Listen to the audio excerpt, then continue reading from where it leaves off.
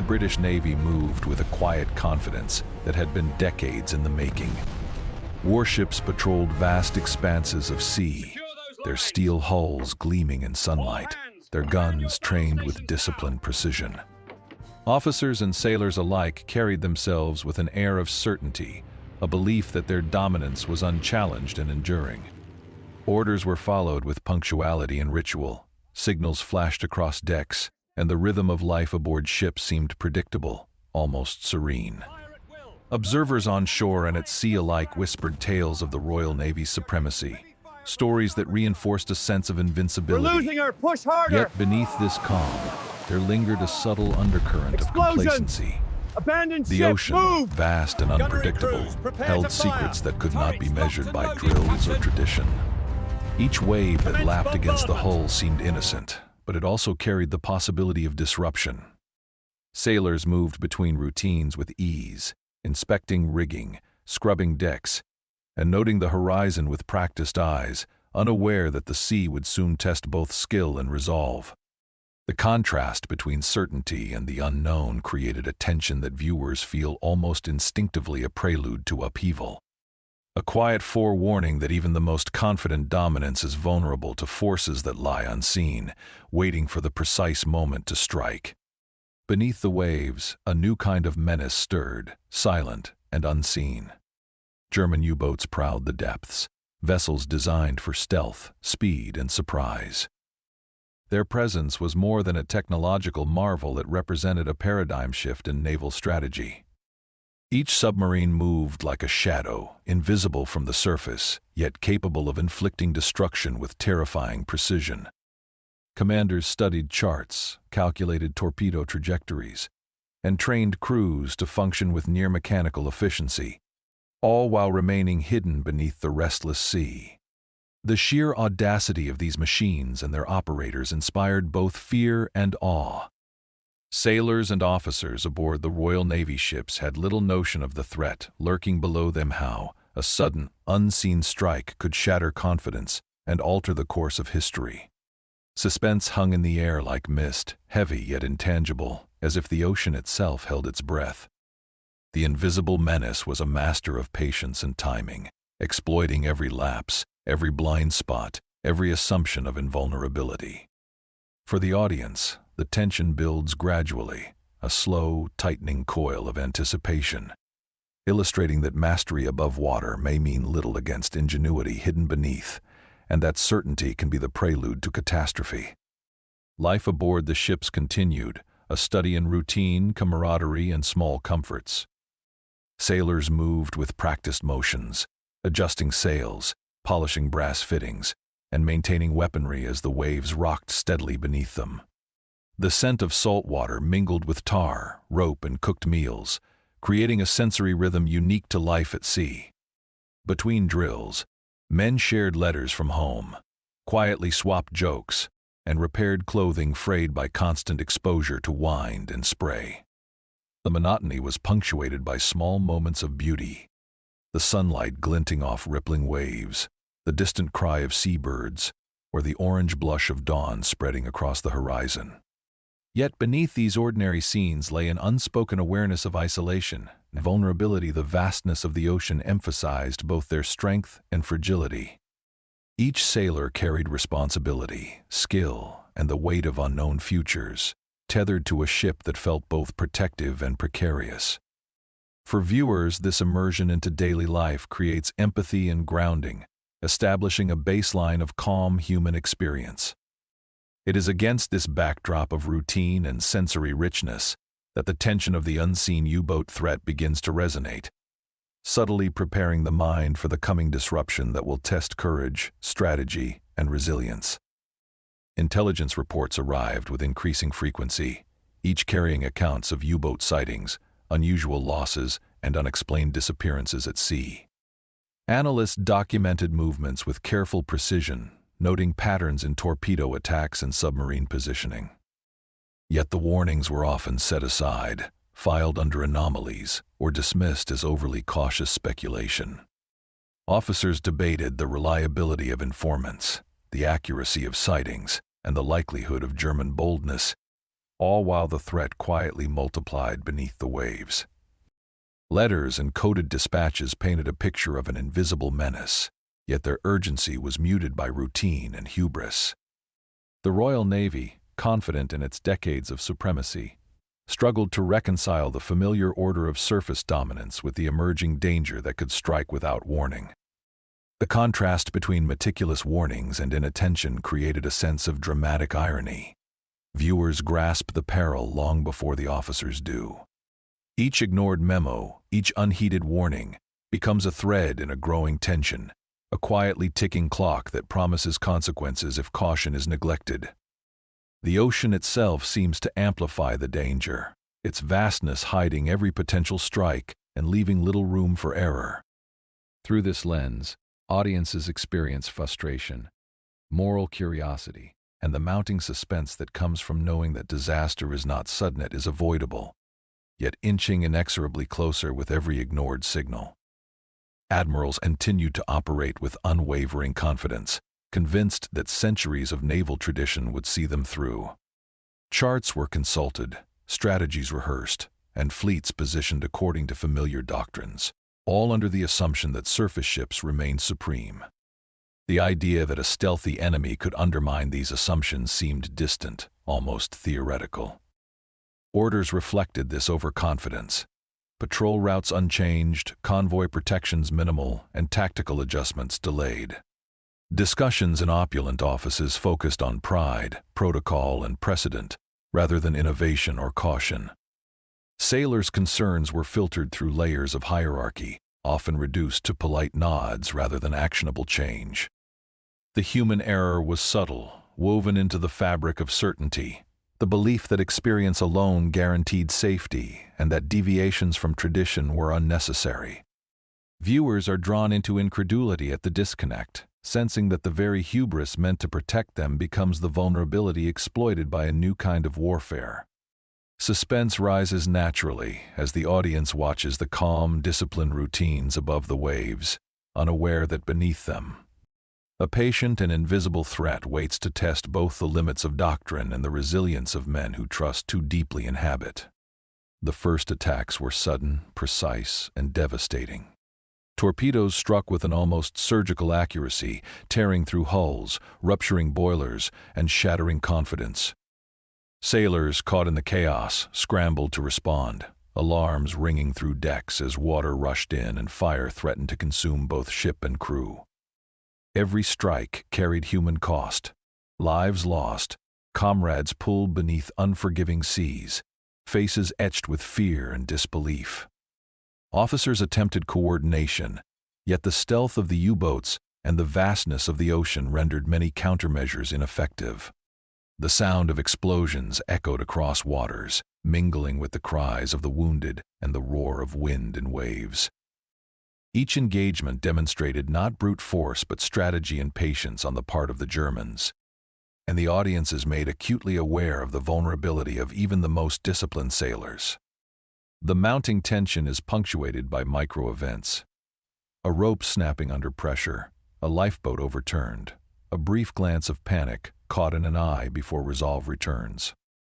These moments humanize the stakes, fostering empathy while sustaining suspense.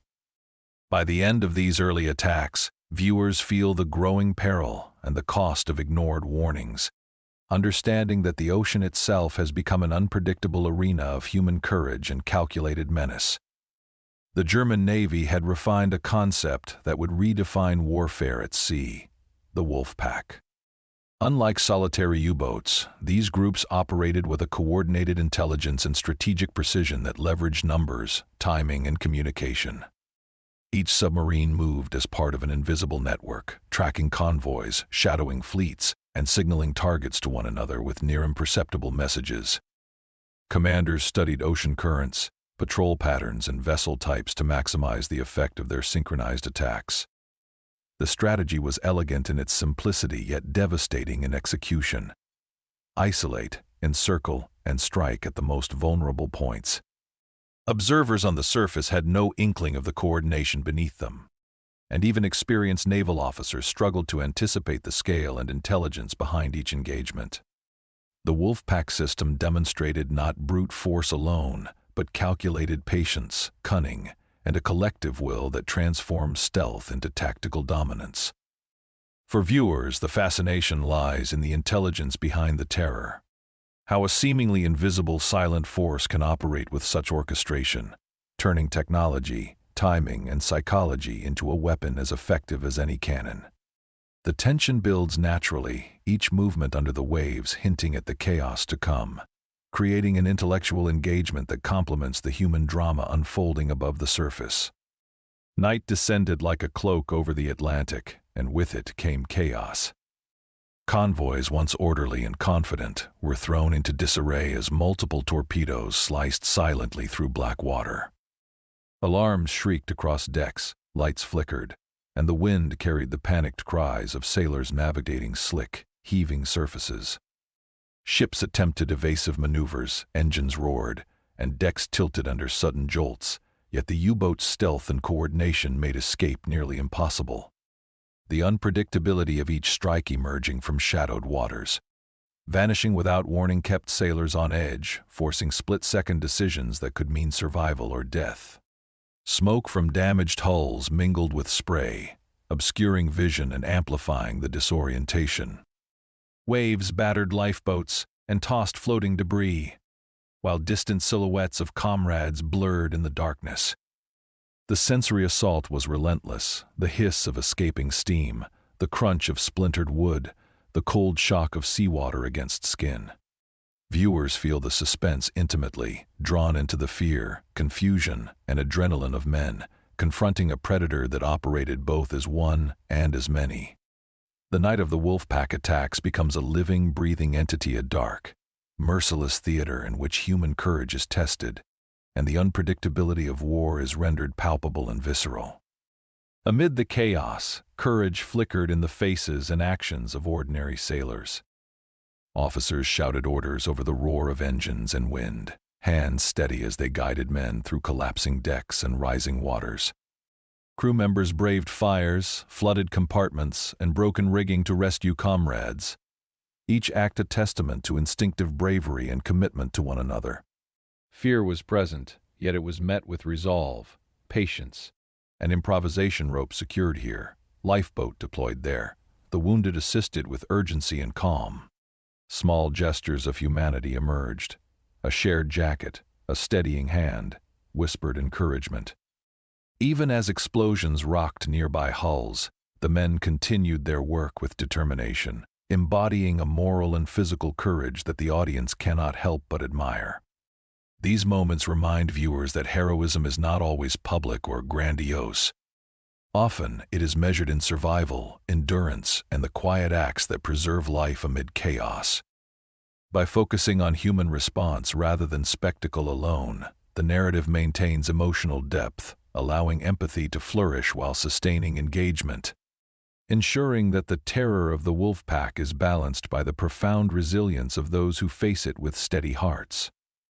Wolfpack tactics transformed the North Sea into a theater of controlled chaos.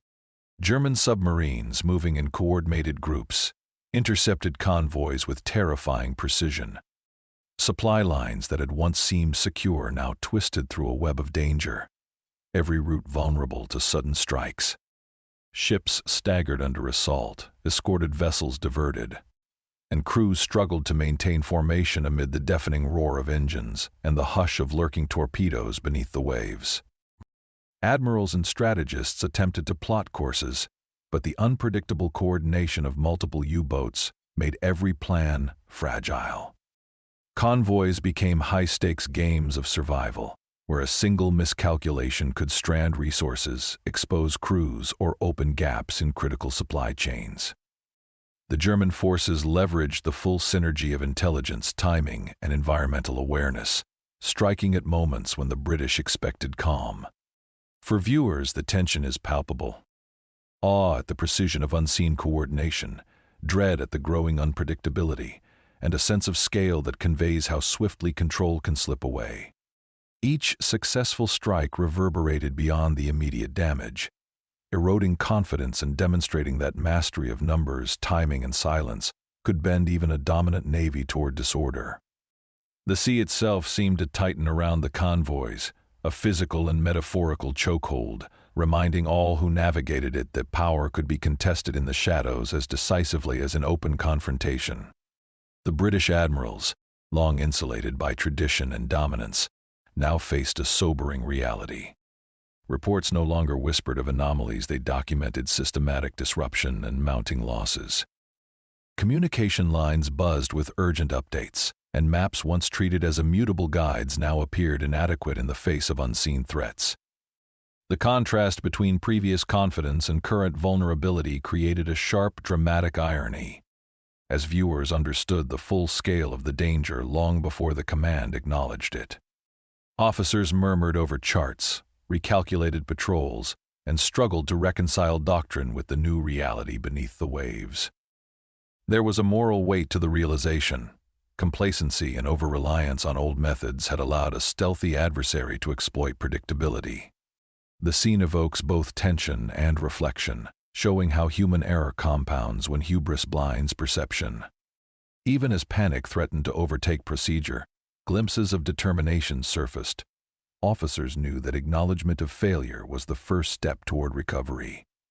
The audience senses the pivot, the narrative shift from ignorance to awareness, where stakes are elevated, responsibility is stark, and the foundations of naval supremacy are tested against innovation, patience, and relentless pressure. Amid the crisis, British forces began adapting with careful determination. Convoys were rerouted along less predictable paths, escort strategies revised, and anti-submarine tactics refined.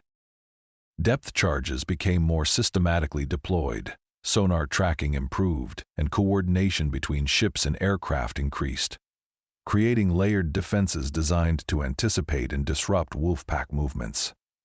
Sailors and officers alike responded with heightened vigilance, learning to read the subtle signs of underwater activity and adjusting behavior to minimize exposure. Training intensified, communication sharpened, and morale, though shaken, was fortified by the sense of proactive engagement. Slowly, a rhythm emerged, balancing caution with initiative, allowing naval forces to regain partial control over previously dominated waters. Viewers feel a cautious sense of hope.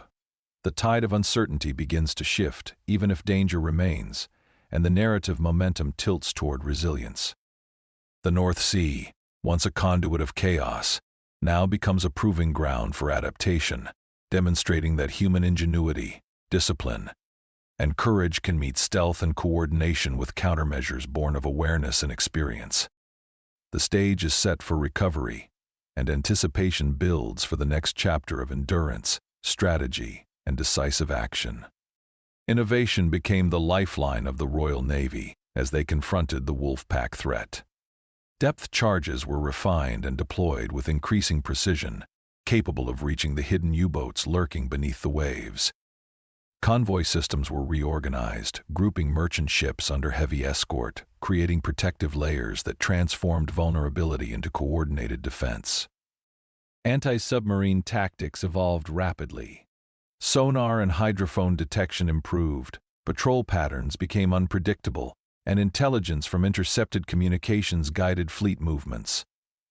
Each measure was born of both necessity and ingenuity, a fusion of practical science and tactical adaptation. Sailors and officers collaborated across ranks, combining experience with fresh insight to anticipate enemy behavior. The ocean, once a conduit for chaos, now became a field where strategy and patience could regain ground. For viewers, the appeal lies in the intellectual rhythm of these measures, observing how human ingenuity, study, and responsiveness can counter stealth and coordination. The careful orchestration of countermeasures demonstrates that calculated adaptation can transform peril into opportunity. Every depth charge dropped, every convoy rerouted, and every coordinated patrol reinforced a growing sense of agency over an environment that had seemed uncontrollable. This is the narrative climax of strategy, a payoff to the suspense and tension built across chapters, leaving the audience both intellectually engaged and emotionally primed for the human stories that emerge amid action. Amid technological innovation, human courage remained at the forefront. Sailors braved icy seas, crashing waves, and sudden explosions with resilience that defied exhaustion. Each individual faced uncertainty, torpedoes striking without warning, ships buckling under impact, comrades lost in the frigid water but continued to operate with determination and discipline. Small acts of heroism emerged quietly. A crewman rescuing a struggling comrade, officers calmly coordinating emergency procedures under roaring alarms, and medics tending to injuries amidst chaos. Letters tucked into uniforms, keepsakes, and whispered thoughts of home offered fleeting comfort against the omnipresent danger. Moments of grief were met with collective resolve, each man buoyed by the shared understanding that perseverance and solidarity could tip the balance between survival and disaster. For the audience, these intimate stories provide reflective pauses amid the technical and strategic narrative, creating empathy and emotional depth. The tension of conflict is countered by admiration for human endurance, allowing viewers to sense both the fragility and the strength of life at sea. In these vignettes, courage is tangible, sacrifice visible, and the rhythm of the narrative balances spectacle with profoundly human stakes. As countermeasures took hold, the tide of uncertainty began to recede. Losses diminished, convoys reached destinations with greater safety, and the Wolfpack's previously unchallenged dominance faced growing resistance.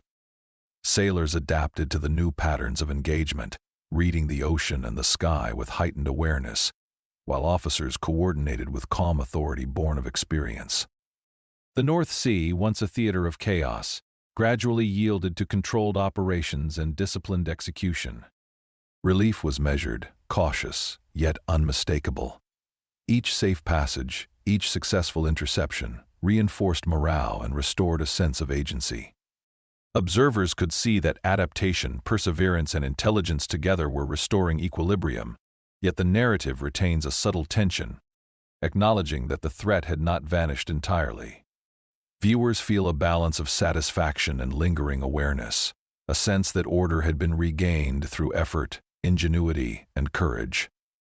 The chapter closes with a deliberate rhythm, measured steps across decks, engines humming with purpose, and men scanning the horizon with alert yet controlled focus.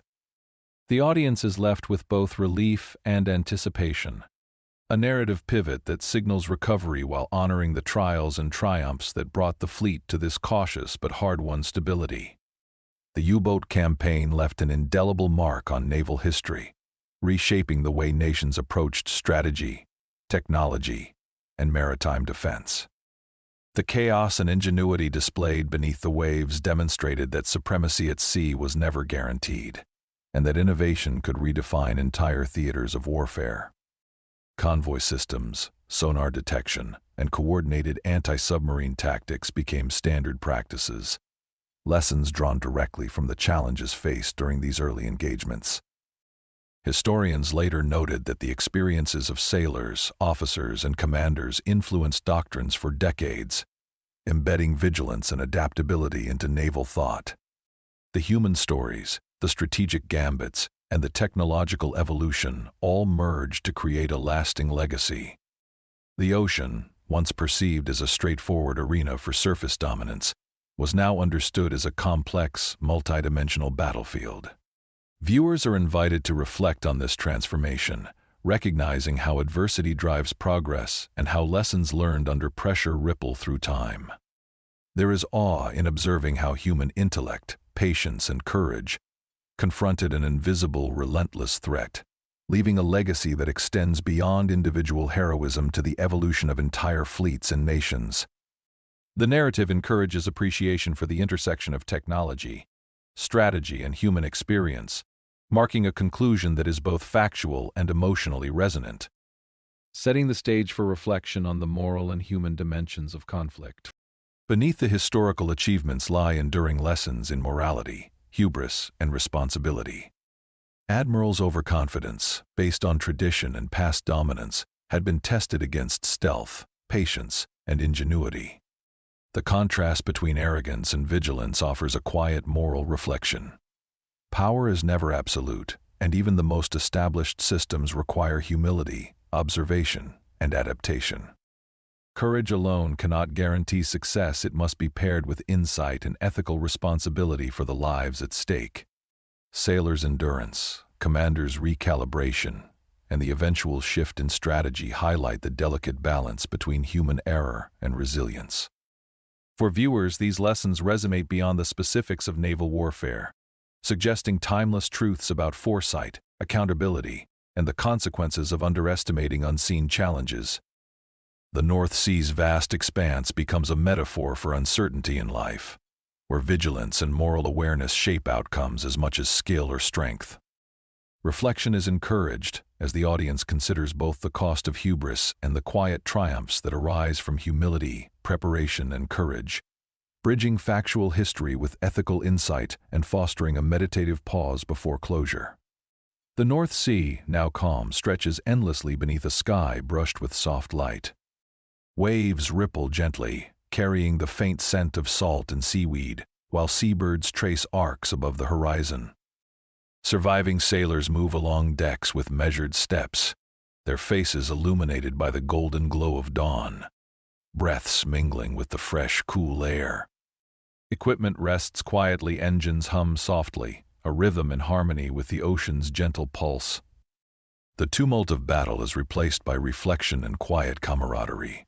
Letters are read, memories exchanged, and the lessons of survival absorbed in silence.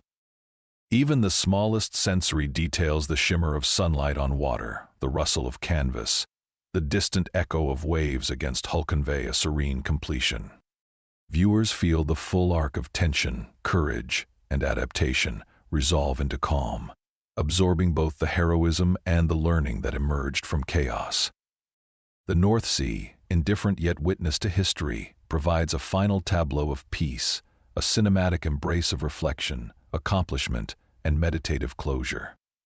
In this lingering stillness, the story finds its quiet resolution, leaving the audience emotionally satisfied and contemplatively immersed in both the human and natural rhythms of survival at sea.